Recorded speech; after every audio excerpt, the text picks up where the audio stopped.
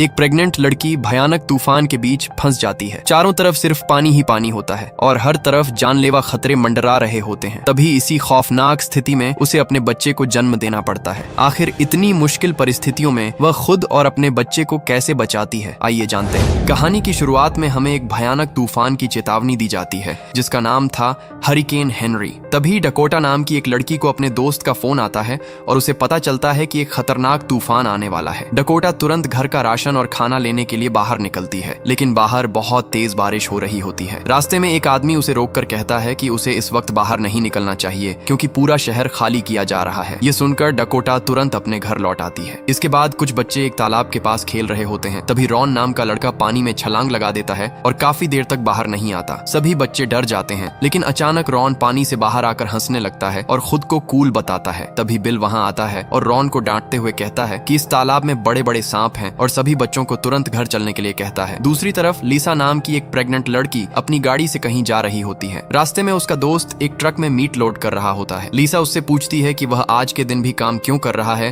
तो वह बताता है कि बस एक आखिरी डिलीवरी बची है जिससे उसे ओवर टाइम मिलेगा। इसके बाद लिसा वहां से निकल जाती है। तभी उसकी माँ का फोन आता है और वह उसे जल्द से जल्द उस इलाके से निकलने के लिए कहती है। अब कहानी में एंट्री होती है एडवर्ड की, जो बताता है कि समुद्र में 6 बुल शार्क देखी गई हैं। उसका साथी उसे बताता है कि हरिकेन हेनरी बहुत बड़ा तूफान साबित होने वाला है। एडवर्ड तुरंत डकोटा को फोन करता है और कहता है कि अगर उसके पास सुरक्षित निकलने का कोई इंतजाम नहीं है तो वह 2 घंटे के अंदर उसे लेने पहुंच जाएगा। दूसरी तरफ बिल बच्चों को समझा रहा होता है कि बाहर जाना खतरनाक है, लेकिन जब बच्चे देखते हैं कि पूरा शहर अपना घर छोड़कर भाग रहा है तो वे भी वहां से निकलने की बात करते हैं। हालांकि बिल जिद पकड़ लेता है और कहता है कि ऐसे तूफान यहाँ रोज आते हैं और उसका घर इतना मजबूत है कि उसे कुछ नहीं होगा। इसके बाद सभी घर के अंदर चले जाते हैं। तभी एक लड़की बेसमेंट की तरफ जाने लगती है तो बिल उसे रोक देता है और दोबारा वहां न जाने की चेतावनी देता है। इधर लिसा को लेबर पेन शुरू हो जाता है और वह मदद की तलाश में एक मॉल के अंदर जाती है, लेकिन तूफान की वजह से सब कुछ बंद होता है। तभी तूफान और भी भयानक हो जाता है और समुद्र का पानी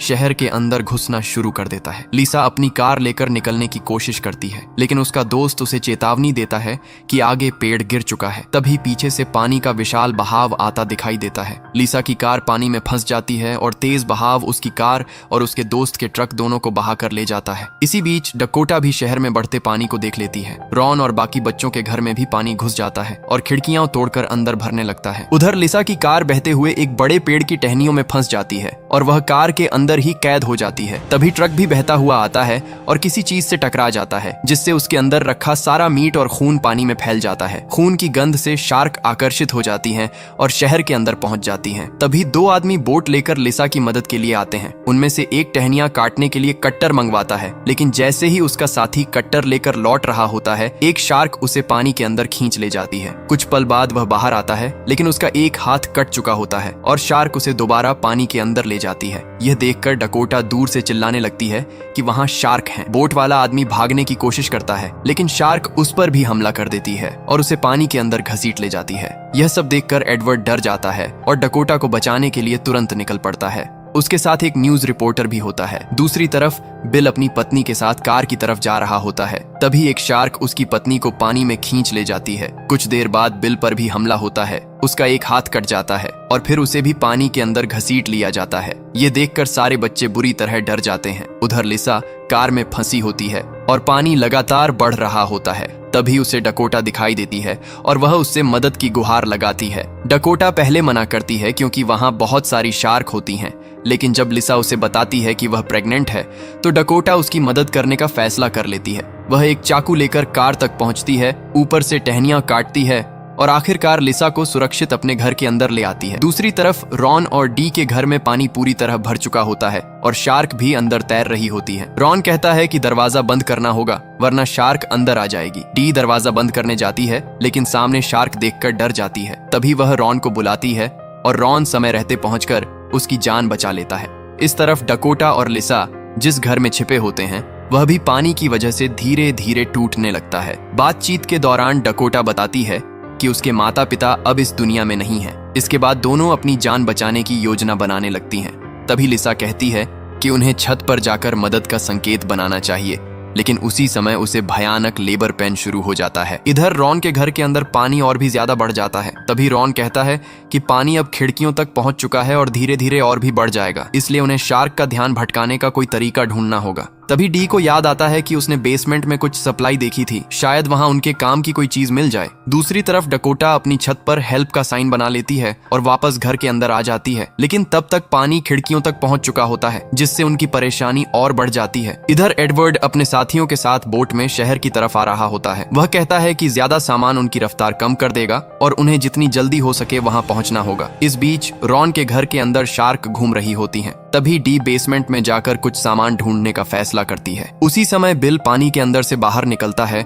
उसका एक हाथ कट चुका होता है और वह गुस्से में शार्क को कोसने लगता है। दूसरी तरफ डकोटा और लिसा के बेड तक भी पानी पहुंच चुका होता है। तभी लिसा का दर्द बढ़ने लगता है और वह डकोटा से पेन किलर मांगती है। डकोटा को अपने अंकल की बात याद आती है कि शार्क पानी में होने वाली वाइब्रेशन को महसूस करके हमला करती है, इसलिए वह ऐसी चीजें इकट्ठा करने लगती है जिनसे ज्यादा वाइब्रेशन पैदा हो सके। इधर एडवर्ड और उसके साथी शहर के अंदर पहुंच चुके होते हैं। तभी रिपोर्टर उससे पूछता है कि बुल शार्क कितनी खतरनाक होती हैं। जवाब में एडवर्ड पानी में तैरती मरी हुई गायों की तरफ इशारा करके बताता है कि ये बेहद खतरनाक शिकारी होती हैं। तभी उन्हें एक पुलिस कार दिखाई देती है, जिसमें से वे लोग करंट छोड़ने वाली गन निकाल लेते हैं, क्योंकि एडवर्ड का मानना था कि बड़े बिजली के झटके शार्क को दूर भगा सकते हैं। दूसरी तरफ डकोटा वाइब्रेशन पैदा करने वाली सारी चीजें एक थैले में भरकर पानी में फेंक देती हैं और खुद भी पानी में उतरने के लिए तैयार हो जाती है। इधर रॉन और डी को एक चेक मिलता है, जिससे पता चलता है कि बिल बच्चों की देखभाल के पैसे तो लेता था, लेकिन उनके ऊपर खर्च नहीं करता था।